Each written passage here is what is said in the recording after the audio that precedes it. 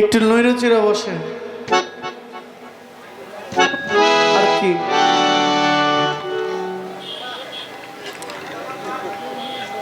অসম্ভব সুন্দরভাবে পালার আসর বন্দনা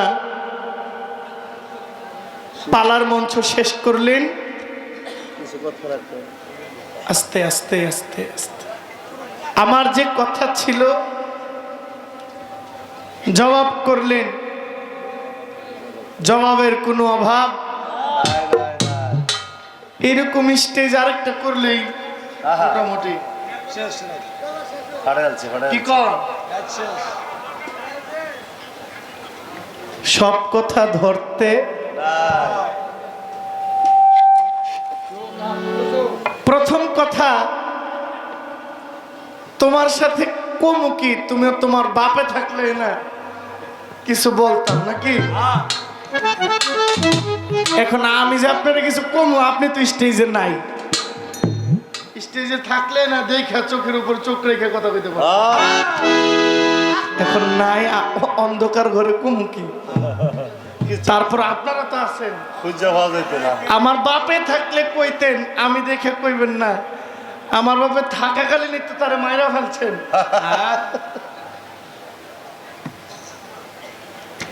আমার একটা প্রশ্ন, আচ্ছা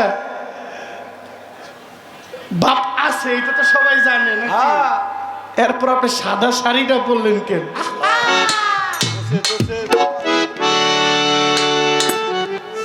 আচ্ছা মা, এই কামটা পেটটা শীষ দিতেছে, আমার বাবা যে আছে এতে কোনো সন্দেহ নাই। অবশ্যই অবশ্যই উনি থাকার পরেও আপনি সাদা কাপড়টা কেন পরেন? উনি মারা গেছে না আপনি মারা ফেলছেন? কোনটা করছেন? এটা তো আমার একটু দেখার দরকার।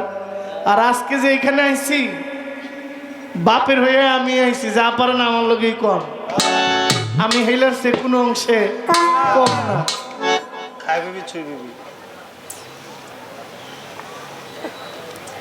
আপনি বলছেন পাকনা কয়টা কথা শিখে জহির পাগলা বয়াতি।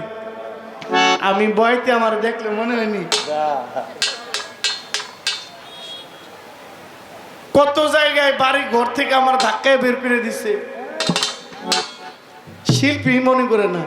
আবার বয়াতি, বয়াতি হইল রশিদ উদ্দিন সাহেব, বয়াতি হইল সাধক হালিম মিয়া, বয়াতি হইল রশিদ সরকার, বয়াতি হইল চান মিয়া, বয়াতি হইল মহাসাধক যারা। আপনি আমার বয়াতি, বয়াতিরা ইজ্জত থাকে। আমি হইলাম গানের শিল্পী, আমি এখনো বাউল হইতে পারি নাই। বাউল গান খাইয়া গাইয়া বাউলের নাম বিক্রি করে খাই, বাউল হইতে পারি না। বাউল হওয়াটাও অনেক সাধনার ব্যাপার, যেটা আমার মধ্যে নাই। এখন কমিটি কি মনে করে আমাকে দাওয়াত করছে এটা তারা ভালো জানে, আমি আসলে খুব একটা জানি না। আমার সাথে আমার বেবি আছে, ওকে একটু নিয়ে বেরোলাম, যে নৌকায় উঠবে। এই সুযোগে জহির পাগল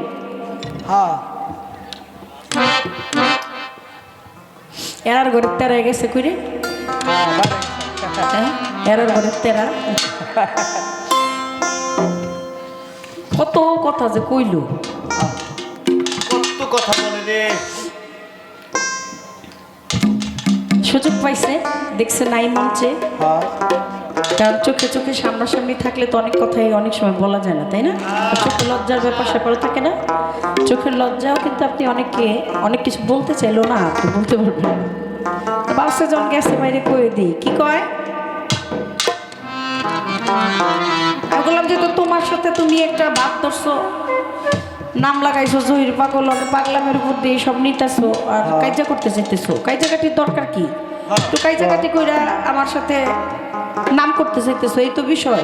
এমনি তোমার নাম হয়ে যাবো, দোয়া করে দিলাম। আর তোমার কাইজা করুন কেন? কাইজা ঝগড়া তোমার বাবাই যদি থাকতো তাহলে তার সাথে করতাম।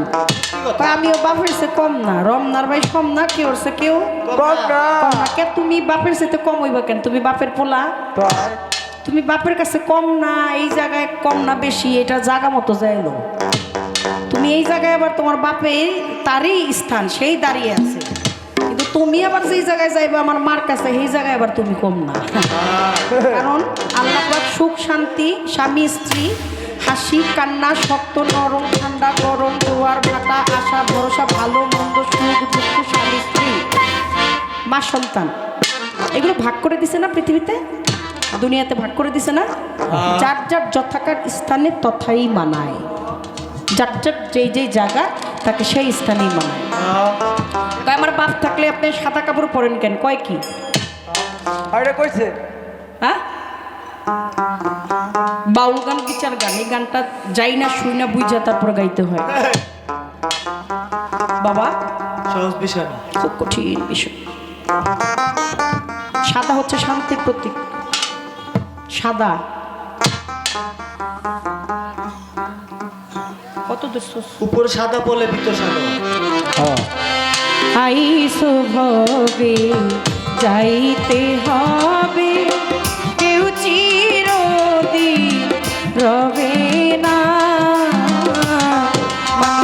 আইসো ভবে যাইতে হবে, কেউ চিরদিন রবে না। সাধুকা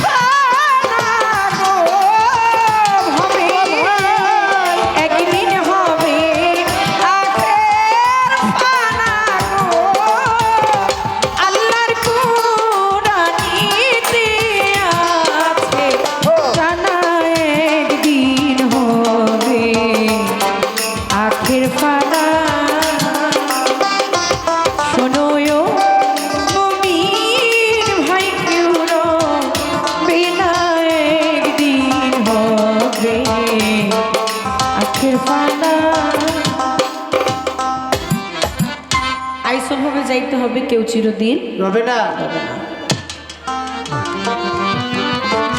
যখন বাড়ি থেকে বের হয়ে আসি তখন মরণের কথাটা স্মরণ করি কম করে হলো 10 বার।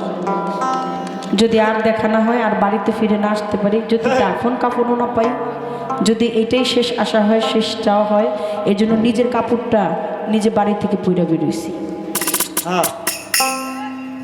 যেদিন আমার এই চেহারাটা দেখবে, যেই জায়গায় বাবরি সরকার আর দুনিয়ায় নাই, সেদিনই কাফনের কাপড় নিয়েই যেন আমাকে দেখি। মৃত্যুর স্বাদ প্রত্যেকটা মানুষের গ্রহণ করতে হবে, কেউ থাকবে না।